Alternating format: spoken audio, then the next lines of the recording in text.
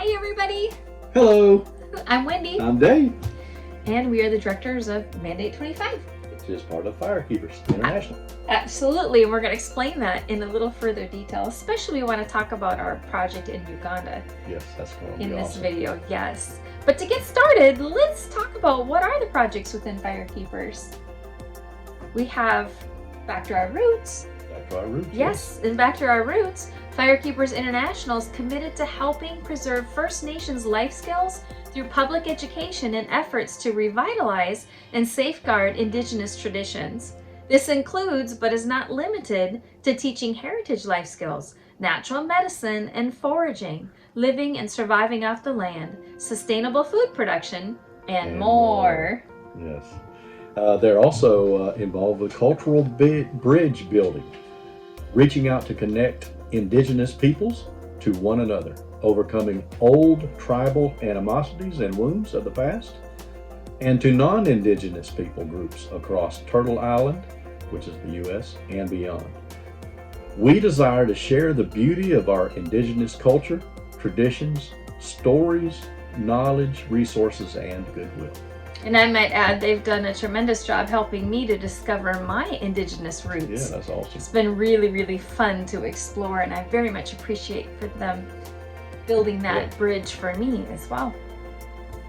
So Mandate 25 then is really about helping people become self-sustainable, right? Yes, and it's based off of a verse in Matthew 25. That's where they get it from. Matthew 25:35 to be exact, where the Lord says, "For I was hungry, and you gave me food.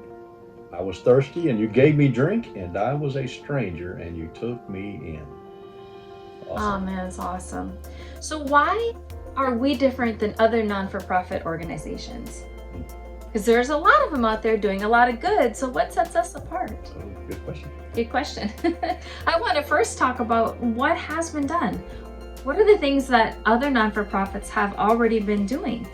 In this particular area, to help with the hungry and help with the poor, people have been donating food on massive scale, actually. There's always been this program of sponsoring children, and this particular video is about an orphanage project that we're doing in Uganda. So we want to look at what have past people done. They've sponsored a child. They've also supplied medicine, gave them medicine when they needed it. Which is a great thing. Mm-hmm. So then we look at our statistics. In the year 2002, there was 40 million orphans in Africa.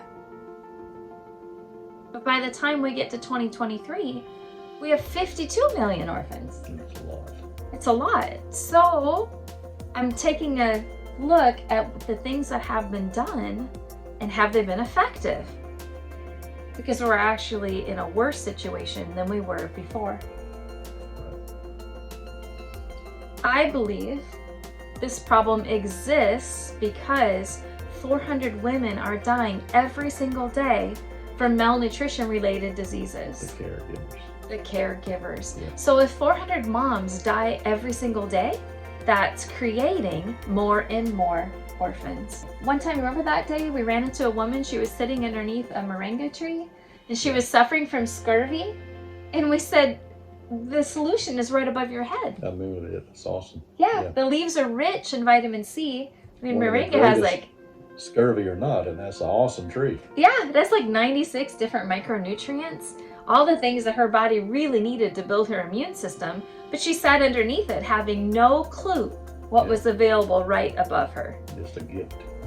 So I believe when scripture says my people perish from a lack of knowledge, that has multiple layers. In Hosea, he was actually referring to people not having an understanding of his law and his instructions. But I think it applies in this situation as well. I mean, she was dying because she didn't understand the moringa tree leaves above her could bring life for her as well. Yeah, all the vitamin C trees and plants that were around her, and she had no clue. Yeah. So I really believe the solution lies in education. Yeah, and that's what we're doing. We're not just giving them food for a day. We're teaching them. And so in the words of Dr. Laura Lynn Riverwind, she says, give a man food and he eats for a day. Teach a man to grow food and he eats for a lifetime. Yeah, that sounds strangely familiar. So that would be our goal. We also want to transition cultural mindsets to become life changers. Some of the mindsets that we've run into in our overseas projects is people think, well, I'm not a farmer. I didn't go to college to be a farmer. I don't have a tractor. I don't have land. I don't have 10 acres. I'm not a farmer. I can't do this. But everybody can grow food, right, Dave? Oh yeah, even me.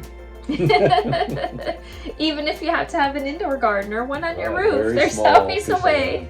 Yes. The other mindset is people say, I can't afford fertilizer. And I must have fertilizer. Must have That's it. what they think. I mean, what did people do 100 years ago? You know? They must have just 200 years ago. I mean, I really just think about it for a minute. God would not have set up a system that makes us dependent upon a man-made product. Right, yeah. It just doesn't, And look it's at not it, necessary. the forest thrives without fertilizer. Yeah. How does it do it? The other mindset is people say, well, I'm a victim of my environment. I was born here. Nobody taught me to read or write. I can't go to YouTube and just look up a video because I don't even know how to spell my name. I can't get a book because I can't read. I have no one to teach me. My forefathers have passed away. There's just, it's hopeless. Yeah. And that's what we run into, but it's not. If you look in this picture, there's 3 tires visible in this picture, sitting there as garbage. But those 3 tires are actually 3 different sizes. They could stack those up and they could make a vertical garden, and they could fill each tire with dirt, and they wouldn't even have to buy the plant. They could go for a walk and take a cutting and bring the cutting back and stick it in their little tire garden. I mean, there are solutions. So people we've just, seen those too. yeah, they just have a lack of knowledge and need someone to come along and encourage them and say, this is what you do, and you can do it, and you can rise above your situation. So part of our training, especially the training center we're opening in Liberia, is really not just to teach them how to do something, but to transition their mindset from this victim mentality to, I can be a life changer. I can be a world changer. I can impact my community, the next community. We can change our country. Yep, that's our goal. Yeah. So what are the problems specifically facing Cornerstone Children's Home in Uganda? This is one of our major projects that we're working on right now. So they're suffering from an inadequate quantity of food. And they've had exponential growth too. Yes, they have over 700 children now. A couple years ago they had 300, so they're growing very rapidly. And these children are getting a meal once a day, sometimes every other day. And they get, like you can see the plastic cup that girl is holding in her hand. They get that filled halfway full with white flour corn porridge, which is a processed product, and 3 to 5 beans. So a younger child might get 3 beans and an older child might get 5.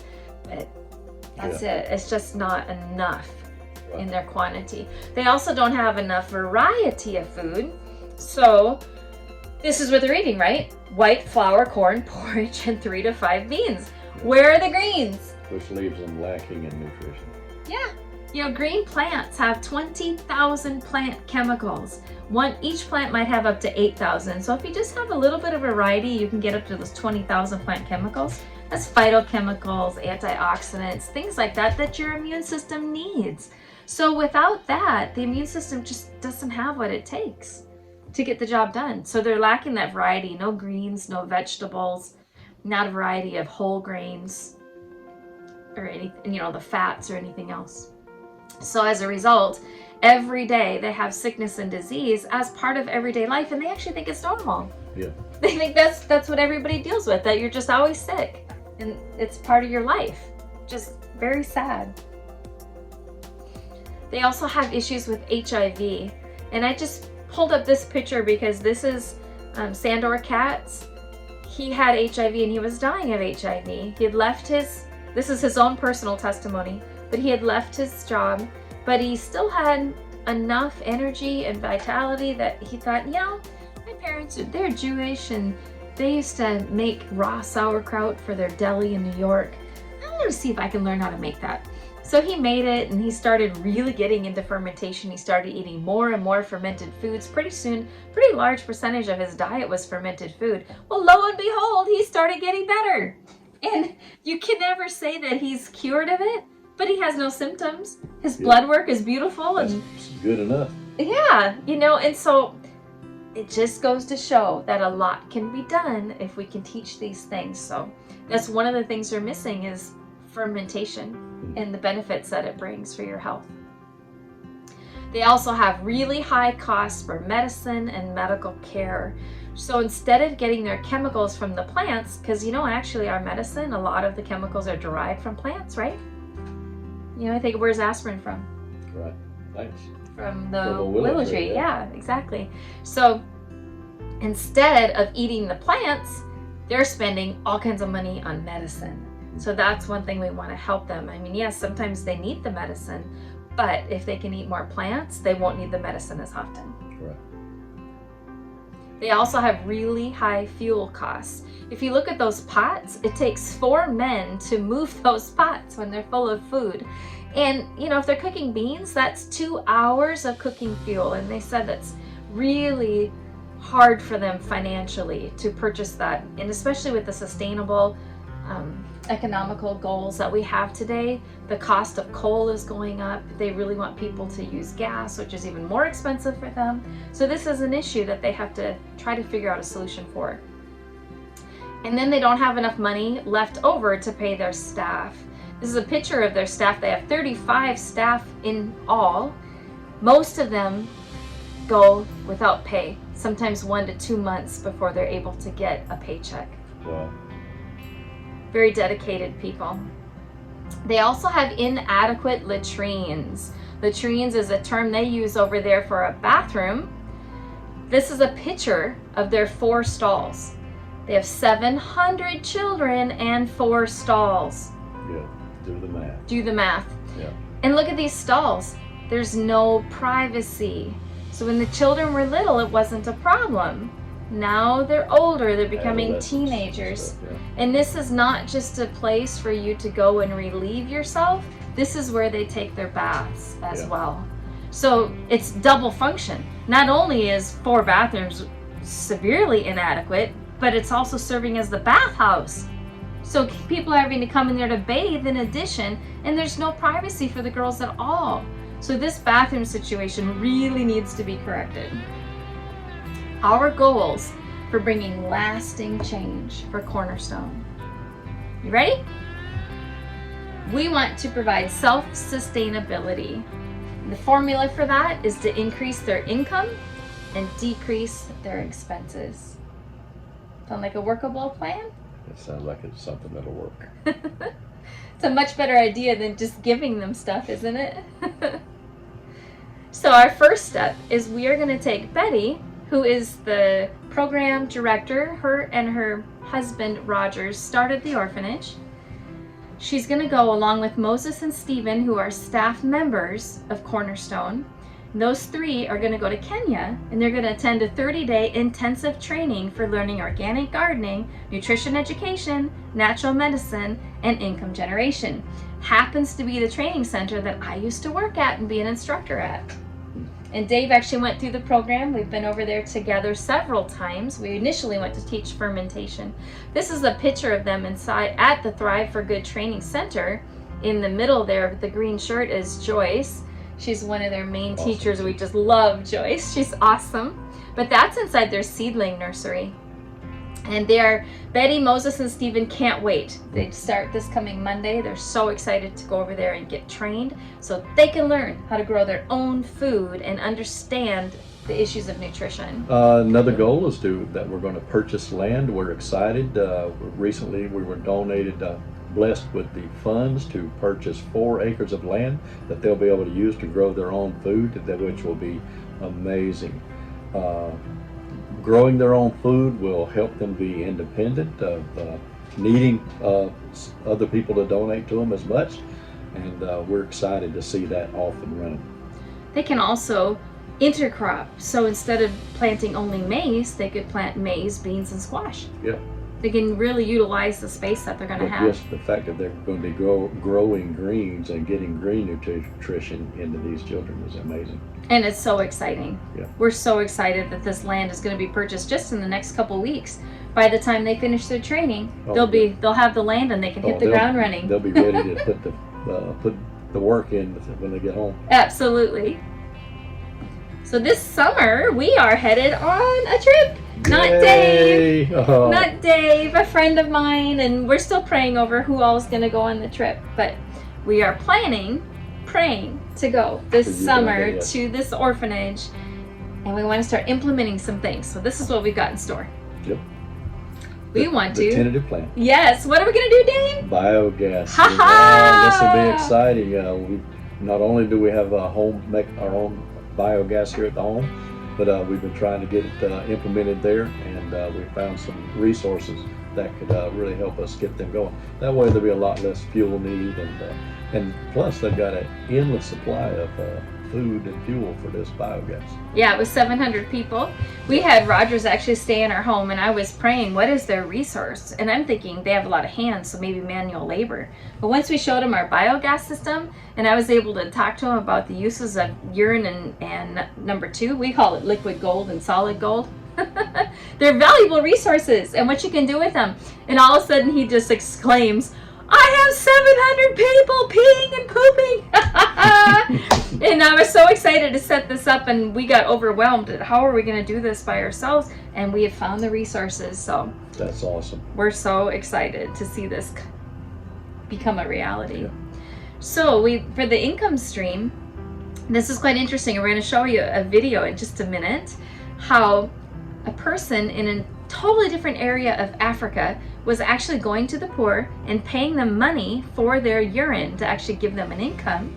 And then they took that and aged it and sold it to farmers, like commercial farmers, as fertilizer. And, wow. And can you believe, and they're so excited. So I'm going to show you the video. You can watch that, and that's our goal for Cornerstone, that they can do the same thing with 700 people peeing every day. They can use that as an income stream. So what was one of our goals? Increase income. Yeah. And they're going to do it by selling their own urine. Imagine that. Watch the video, you'll just be amazed. And now for the next installment of our special reports on Malawi.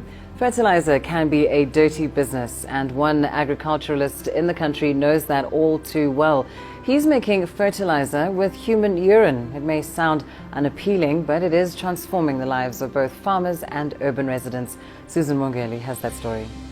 The raw materials are everywhere in every household. Everyone I see is a source of fertilizer. You are a source of fertilizer. Goodfellow Ferry runs Urine for Wealth. He started the initiative 9 years ago. So I started trying the urine at my home, behind my house. I had only a small garden, amount of meters big.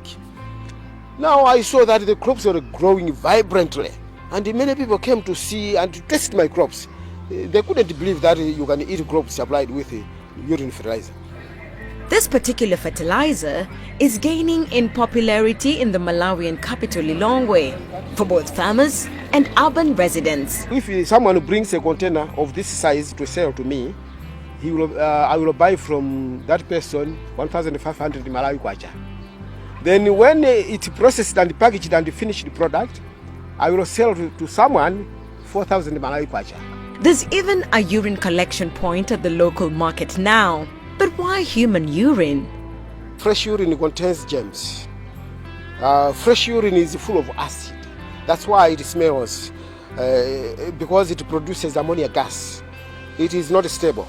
So when it goes into this tank, it changes the chemical composition, but a minimum of 7 days. It moves from acid to alkaline. The pH will move beyond 7. Now when it reaches at that level, it stops smelling bad. It has changed into salt, and all the germs are dead there. Anything that is pathogenic is not there. It's not only free of potentially hazardous chemicals like other fertilizers, it's also cheap.